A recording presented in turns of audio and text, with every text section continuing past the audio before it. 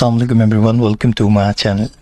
Special CSS exam के हवाले से एक रिवीजन जो है, शॉर्ट रिवीजन आप लोगों के लिए मैं लेकर आया हूँ। आज के लेक्चर में हम basic mathematics, ratio, percentage, average के जो सवालात हैं जिसके 17 मार्क्स के एमसीक्यूज़ आने हैं, उसको हम सम अप करेंगे। रेशियो से स्टार्ट करेंगे, बेसिक प्रॉब्लम्स जो आती हैं उनको देखेंगे, प्रोपोर्शन पे चलेंगे, कुछ कॉमन जो प्रॉब्लम्स हैं उनको डिस्कस करेंगे। देन हम जो ऑर्डर ऑफ ऑपरेशन है उसको देखेंगे और उसके बाद हम उसकी एक दो एग्जांपल सॉल्व करने के बाद परसेंटेज को देखेंगे। उसके बाद कुछ इंपॉर्टेंट क्वेरीज हैं। तो ये है आज कल लेक्चर। स्टार्ट करते हैं। जब भी हम बात करते हैं रेशो की तो हम बात कर रहे होते हैं कंपैरिजन बिटवीन टू और मोर एंटिटीज। फॉर एग्जांपल, किसी क्लास में लड़कों और लड़कियों की तादाद जो है वो 3:1 है। इसका मतलब ये है कि अगर टोटल 4 बच्चे हैं तो उसमें से 3 लड़कियां और एक लड़का होगा। इसी को आप मल्टीप्लाई करते जाओ, यानी अगर टोटल 20 लोग हैं तो उसमें से जो है वो 5 3 आर यानी 15 लड़कियां और 5 लड़के होंगे। अब जब हम कंपैरिजन करते हैं तो उसको हम 3 तरीकों से लिख सकते हैं। एक तो 3:1 या 3:1 या 3/1। इन तीनों जो एक्सप्रेशंस हैं उनका सेम मीनिंग है। ठीक है, तो रेशियो बेसिकली क्या है? कंपैरिजन है दो या दो से ज़्यादा चीज़ों का। अब हम बात करते हैं कि हम किस तरह से कंपेयर करते हैं ना। पाक the ratio of ducks to geese is 16:9। 16:9 का मतलब है 16:9। How many of the 300 birds are geese? तो पहले आपने क्या करना है, पहले आपने सिंपली जो है वो गीज टू टोटल का रिलेशन निकाल लेना। वो कैसे होगा? टोटल कितना है? 16 + 9 25। 25 टोटल है और इसमें से गीज कितने हैं? Duck to geese is 16:9 mean duck ratio गीज is equal to 16:9, यानी 9 गीज हैं अगर टोटल 25 हो। तो 9/25 जो है वो उसका एक्सप्रेशन निकल गया। अब इस एक्सप्रेशन को जितना भी टोटल है उससे आप मल्टीप्लाई कर दो तो आपके पास गीज आ जाएंगे। ठीक है, इस तरह से आप सिंपली, अगर हम इस वाली एग्जांपल को लें अगेन और मैं कहूँ कि हमारे पास एक क्लास में 20 स्टूडेंट्स हैं और गर्ल्स टू बॉय का रेशियो जो है वो 3:1 है, तो बताओ कि गर्ल्स कितनी होंगी? तो पहले आप टोटल रेशियो निकालोगे 3/4 और फिर आप उसको मल्टीप्लाई करवाओगे 20 से। 3/4 मल्टीप्लाई बाय 20 का मतलब हुआ 4 into 20 यानी 5। 3 into 5 is equal to 15. Now the second topic is proportions. What is proportion? A proportion is two ratios that have been set equal to each other. यानी अगर हम दो रेशियो को आपस में बराबर कंसिडर कर दें तो वो प्रोपोर्शन कहलाता है। और कुछ जनरल प्रिंसिपल होते हैं प्रोपोर्शन के, वो ये कि मीन्स टू मीन्स मल्टीप्लाई होता है और एक्सट्रीम टू एक्सट्रीम मल्टीप्लाई होता है। ठीक है, आप यूँ भी कह सकते हैं क्रॉस मल्टीप्लिकेशन होती है जब हम प्रोपोर्शन को डिस्कस कर रहे होते हैं। यानी अगर दो रेशियो इक्वल हों तो हम क्या करते हैं? क्रॉस मल्टीप्लिकेशन करते हैं। ठीक है जी। और इसको आप इस तरह से भी लिख सकते हैं कि ए जो है वो डी से यानी एक्सट्रीम एक्सट्रीम से और मीन्स मीन्स से मल्टीप्लाई होता है जाके। अब इसकी एक एग्जांपल आपको ऊपर मिलेगी। x/10 is equal to 1/2। So we can find out x easily. कैसे कि हम इसको क्रॉस मल्टीप्लाई करेंगे। 10:1 is equal to 10, 2:x is equal to 2x, 2x is equal to 10। 2 यहाँ मल्टीप्लाई करे वहाँ जाके डिवाइड करेगा तो x is equal to 10/2 which is equal to 5। तो आप जो है प्रोपोर्शन में क्रॉस मल्टीप्लिकेशन करके या फिर एक्सट्रीम टू एक्सट्रीम और मीन्स टू मीन्स करके जो है वो इजीली प्रोपोर्शन को सॉल्व कर सकते हो। अब हम एक सवाल ले लेते हैं जो कि हम प्रोपोर्शन के हवाले से करेंगे और बहुत ज़्यादा पूछा जाता है। 25% ऑफ 160, या हम यूँ भी कह सकते हैं कि 25 इज व्हाट इज 25% ऑफ 160। तो हमने इसको किस तरह से लिखा कि x/160 इज इक्वल टू 25%। अब 25 देखो, जब परसेंट हटाते हो तो डिवाइडेड बाय 100 लगाते हो। ठीक है, ये आपने जनरल रूल ध्यान में रखना है। तो परसेंट का साइन हटाया और डिवाइडेड बाय 100 किया। अब क्या होगा? वही तरीका का क्रॉस मल्टीप्लिकेशन। तो 100 multiply by x is equal to 100, x is equal to 160 into 25। अब आप क्या करो कि 25 1 is 25, 25 4s are 100, तो 4x इज इक्वल टू 160, 4 वहाँ जाके डिवाइड करेगा तो x इज इक्वल टू 40। इस तरह से आप इन सवालों को सॉल्व कर सकते हो जो कि बहुत ज़्यादा पूछे भी जाते हैं। अब एक मैंने और सवाल यहाँ पे शेयर किया है। इस तरह के सवाल भी काफ़ी होते हैं कि divide 1162 among A, B, C in the ratio of 35, 28 and 20। अब आपको डिफरेंट सवाल दिए जा सकते हैं। इस तरह के सवाल बहुत ज़्यादा आते हैं। वैसे में क्या करना है, आपने वही तरीकाकार जो मैंने आपको बताया है। पहले आप इसका टोटल आप फ्रैक्शन निकालो। 35 divided by total 35 plus 28 plus 20 यानी टोटल हुआ 83। तो जब आप ए का शेयर निकालोगे वो होगा 35 divided by 83 multiply by total. इसी तरह जब आप बी का शेयर निकालोगे तो 28 divided by total multiply by 1162। इसी तरह C 20 divided by 83 multiply by 1162 which is equal to 280।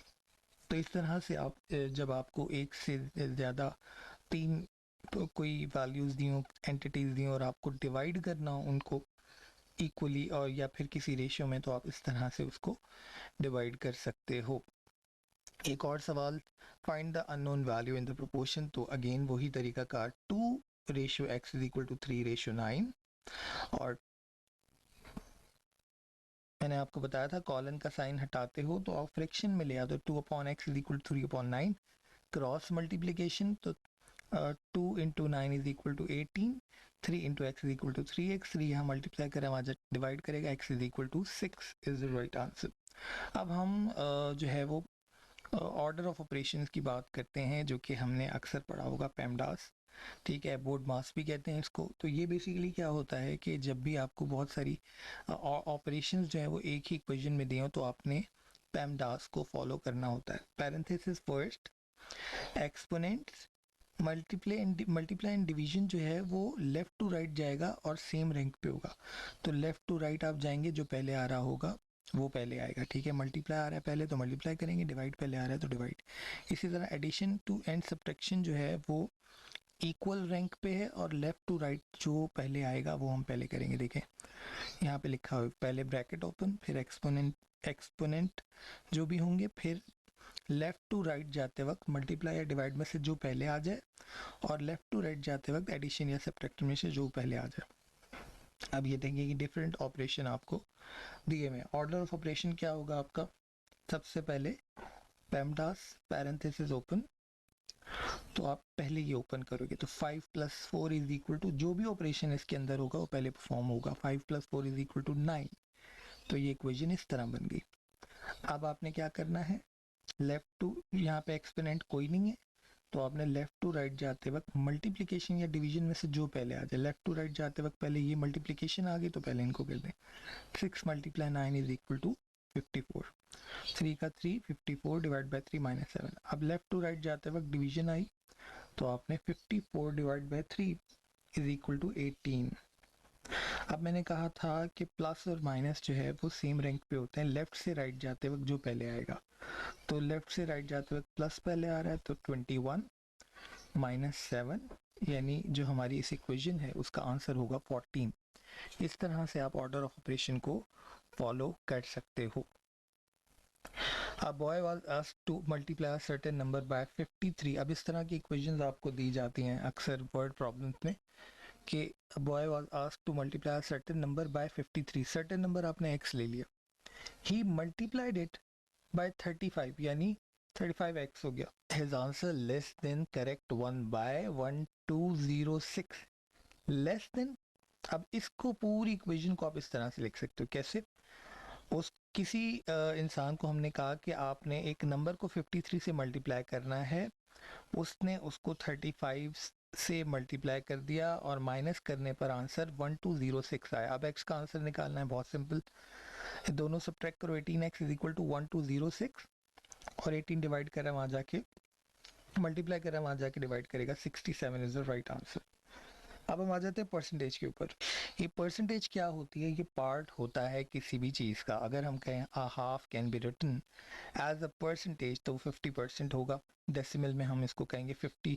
मैंने कहा जब हम परसेंटेज हटाते हैं तो डिवाइड में 100 लगाते हैं तो 50 upon 100 is equal to 1/2 which is equal to 0.5। तो परसेंटेज को हम इन 3 तरीक़ों से अगर हम परसेंटेज को फ्रैक्शन में लिखेंगे तो डिवाइड बाय 100 करेंगे तो वो फ्रैक्शन में आ जाएगा और डेसिमल में भी लिख सकते हैं, ठीक है।